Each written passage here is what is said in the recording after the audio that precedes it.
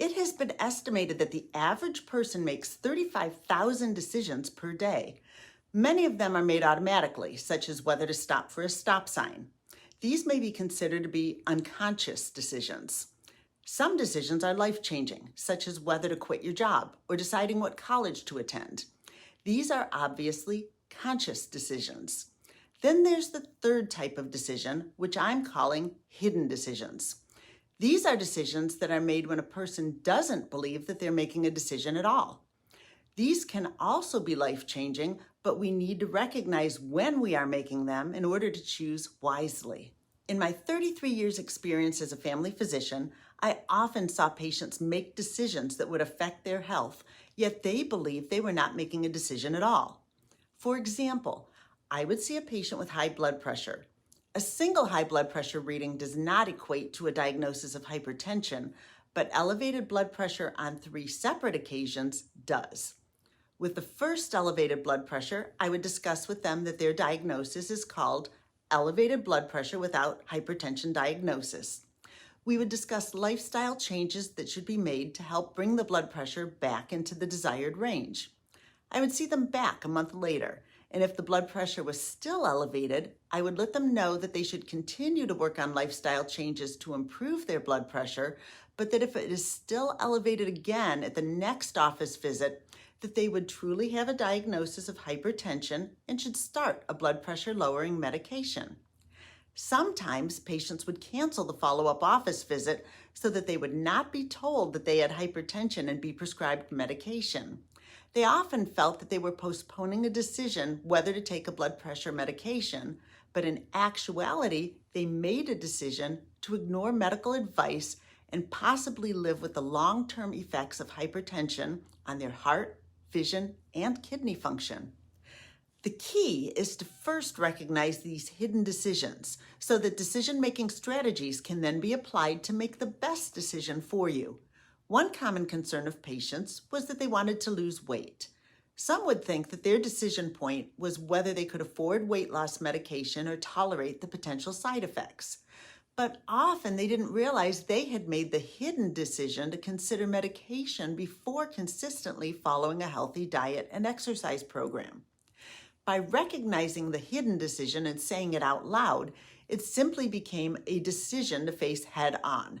In this case, it would be, I need to decide whether I'm willing to eat healthy foods and exercise regularly before considering the cost and potential side effects of weight loss medications.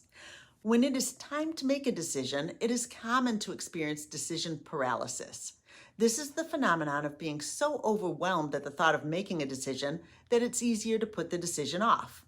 But putting off a decision is actually typically a hidden decision, as you're choosing to not select any of the available options. And this could be the worst decision of all.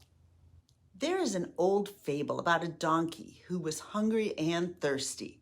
He walks for miles searching for food and water. Finally, he comes across both a bale of hay and a bucket of water, but he can't decide whether to eat first or drink first. Hours, then days pass as he keeps debating whether to start with the hay or start with the water. Ultimately, he dies of dehydration and malnutrition, as either choice would have been better than not choosing at all. Once you recognize that you're faced with a decision, the next step is to analyze your choices. Ask yourself for each choice, what is the best you could hope for with that option, and what is the worst thing that could happen? For each, also ask yourself, what is the likelihood of that occurring? It is also worth considering whether any of the options are reversible. It has been shown in marketing studies that when people are faced with too many choices, they surprisingly more often didn't choose anything at all when compared to being offered fewer options. Before becoming overwhelmed with the number of possibilities, try to narrow your choices down to 2 or 3. Then look at the best and worst that could happen with each. People typically are more likely to make a choice if they have a recommendation. Often in restaurants, patrons will ask their server for a recommendation, even though their tastes may be different. Additionally, when buying online, many people find it easier to make a purchase if they read reviews from other customers.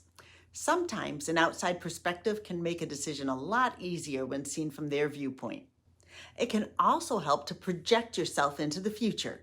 Imagine your life in 1, 5, and 10 years from now with each option. For truly momentous decisions, it may even be worthwhile to consider how you would feel about it when reflecting from your deathbed. Another strategy is to think of a person you respect and admire and consider what they might do in the situation, even if you don't know them personally or have a way to ask them. Some Christians wear bracelets with WWJD on them to remind themselves to think, what would Jesus do? However, you don't need to be religious to use this technique. You might be thinking of a CEO of a company you admire, or even a parent or loved one. One last strategy may be to determine if you can foresee your choice making you feel more energized or more drained. My brother is an amazing trumpet player. He made a career of playing bugle in the Old Guard Army Fife and Drum Corps. For some people, practicing an instrument is a chore. For him, it was a joy. My mother had the unusual way of getting him to complete his chores by telling him that until they were done, he was not allowed to practice his trumpet, because to him, playing the trumpet was energizing and fulfilling. He also finds great satisfaction in running ultra marathons. The point being that what is energizing to one person could seem like punishment to another person. Ask yourself if an option that's available to you would make you personally feel more energetic, enthusiastic, and alive. One of the great parts of life is having the freedom to make your own decisions. But in order to live your best life, you must choose wisely. First, recognize the decisions you're faced with.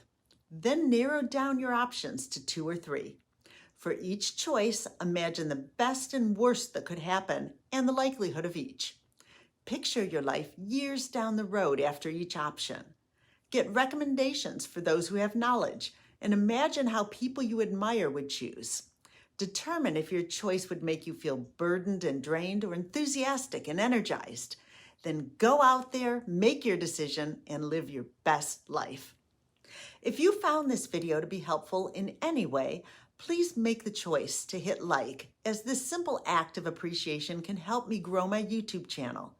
And if you think it may help friends or family members make more conscious decisions to live their best lives, hit the share button.